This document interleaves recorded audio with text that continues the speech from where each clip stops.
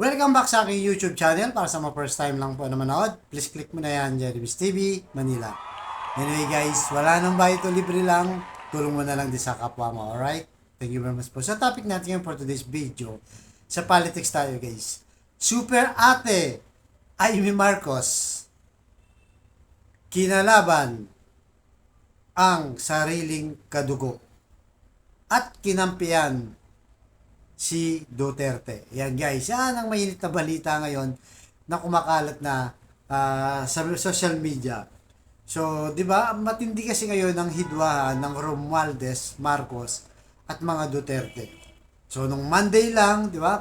Pagbukas ng kamera, yung unang session nila, binira itong si Digong, pinangalanan na siya daw ay na sinabi ni Digong na pinakabulok ang mga congressman at congresswoman o yung kamera.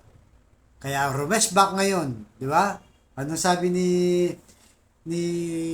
Romualdez? Tatayo ako at lalaban, maninindigan na kung sino man, di ba, yung sisira sa liderato ng kamera ay ating tatayuan. Ganun ang kanyang pagkasabi, guys. Kaya naglabas sila ng resolusyon para ikondina, 'di ba? Ikondina yung mga taong sumisira sa kamera. Wala nang iba kundi si Duterte. Si Duterte lang naman nagsabi niya, guys, na pinakabulok daw ang kamera. So pagkatapos nung Monday, pagdating ng Tuesday, guys, gumawa ng resolusyon, tinanggal si Gloria Macapagal-Arroyo, 'di ba? Dahil nga hindi siya pumirma sa resolution. Nasabi ng Kamara, napaka-importante nito. Kasi pangkondina ito sa mga taong sisira sa institusyon ng Kamara, di ba? Tapos di ka pipirma. May punto nga naman, di ba? So, yun guys. Kaya binakbakan din itong si Gloria Macapagal-Arroyo. So, kung mapansin nyo, dalawang presidente ang binaba natin ngayon ng Kamara sa leadership ni Martin Romualdez. Kaya galit na galit ngayon guys yung mga DDS vloggers, mga Duterte supporter. So tapos yan guys, ang pinag-ugatan niyan, wala nang iba kundi ang ano pa rin, confidential fund na mula nung pumatok yung balita na yon at hindi na napagbigyan sa camera itong si Sara, yun na, albaruto na si Duterte, sila Panelo, Roque, mga DDS vlogger, mga supporter, talagang pinaglalaban nila.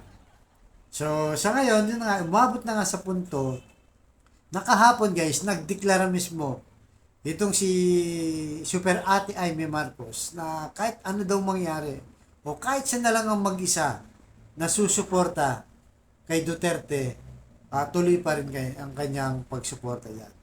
Diba? Kasi sabi pa nga niya, dahil sa kanya, nailibing ang kanilang ama na si Ferdinand Marcos Sr., di ba? So may utang na loob siya sa Duterte, guys.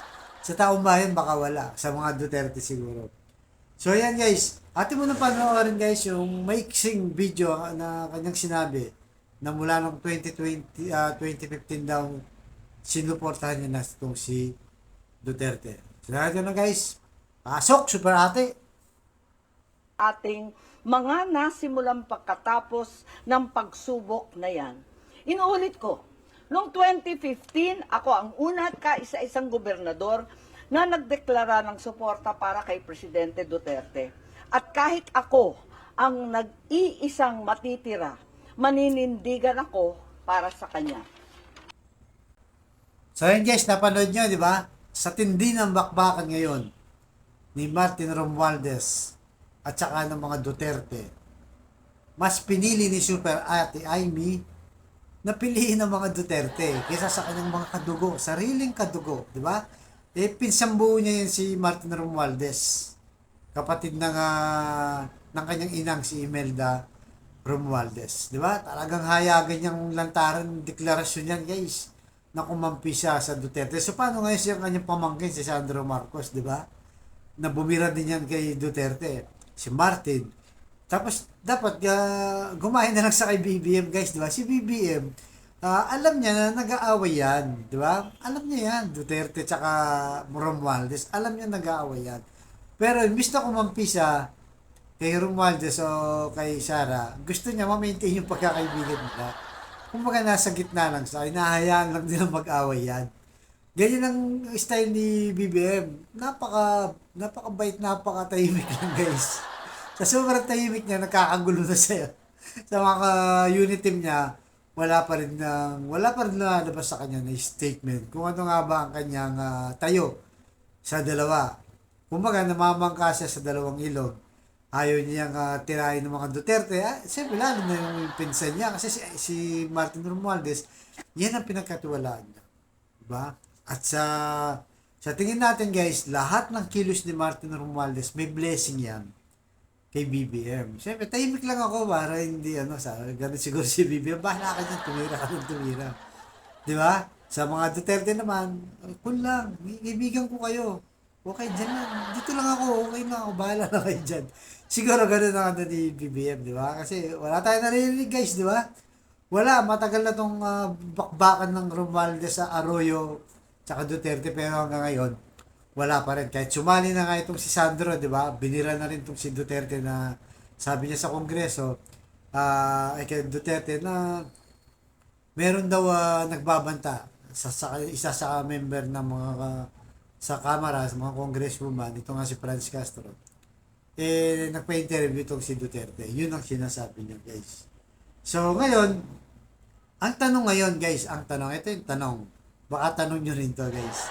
Ang tanong nito, totoo kaya, di ba, na kampi talaga itong si Amy Marcos sa mga Duterte? Yan ang napakalaking tanong, di ba? Sa ginawa niya, ano ba yan? Strategy ba yan?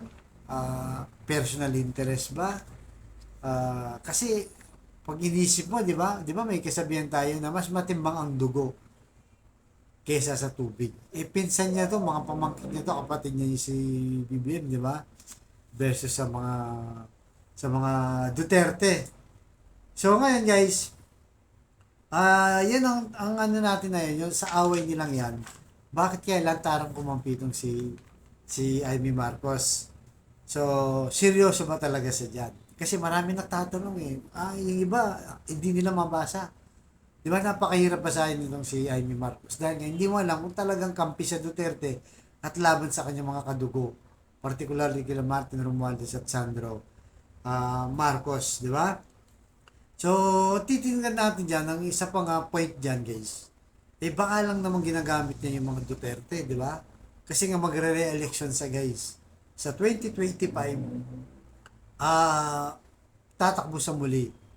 Kasi meron pa siyang isang term sa Senado. So, siyempre, baka iniisip niya, kung kakampi siya sa mga Duterte, yung boto ng Duterte, di ba, mapupunta sa kanya. Boto ng mga supporter ni Duterte, supporter ni Arroyo, boboto pa sa kanya. So, mananalo pa siya. Kung ganun ang iniisip niya. So, ibig sabihin yan, may personal interest siya. Kasi kung, ang hirap kakalabanin mo yung pinsang mo, tapos ang nasa gobyerno, presidente, kapatid mo, may pamangking ka pa na si Sandro, di ba? So, bisa mahirap din paniwalaan kung talagang totoo ba to, di ba? Na ginagawa niya ito para talaga sa suporta niya sa Duterte. Kasi nakita niya siguro guys na unti-unting nauubusan na ng supporter itong si Duterte. Nakita natin sa Kongreso, di ba guys? Wala lahat ng congressman, malibang na lang siguro kay Pulong. Siyempre, anak niya yun, di ba? Yung dadalawa lang na dapat sana, kay Duterte, di ba si Arroyo tsaka yung si Ungab, natanggal pa sa Kongreso dahil hindi pumirma. Guys, hindi sila pumirma ng resolusyon na sinasabi ng ni Dalipe na tagapagsalita rin ng Kongreso, ng Kamara. Napaka-importante nito tapos di kayo pipirma. Kailangan kukondinahin yung mga titira o babatikos o maninira sa Kamara, di ba? Na kanilang institusyon na tinawag na pinaka-block nitong si Duterte. Kaya guys, kung tatanungin kayo, ano sa tingin nyo itong si Super Ate Amy? Personal interest lang ba ito, di ba? Para pagdating ng 2025, mananalo siya. Para lang mapatunayan sa taong bayan na sinusuporta niya itong si Duterte na marami ring supporter. Di ba? na makukuha niya ang boto, yun kaya yun? At tanong lang to guys, tanong lang. O kaya naman, para hindi sabihin na lahat ng Marcos, lumalaban o inaayawan itong mga Duterte na to. Di ba?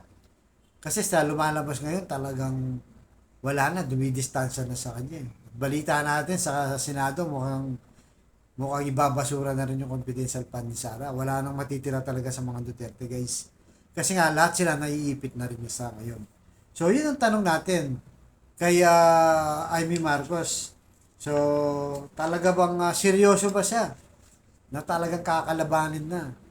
Di ba? Itong si Martin Romualdez, Sandro Marcos, tsaka itong si BBM. O kaya naman, dahil lang re-election sa 2025, gusto niya makakuha ng suporta sa mga supporter ni Digo. So guys, kayo nang bahala. Malaya kayong mag-comment sa vlog natin na to. Kung sa tingin nyo, seryoso siya, may personal na interest lang, o talagang diehard Duterte supporter lang siya. Guys, di ba guys? So, yan guys. So, baka natin guys, marami pang mga may expose posibleng mangyari sa pag-aaway ng unit team na to. Alright? So, hanggang dito lamang po. Abangan yung susunod kong vlog. Thank you very much.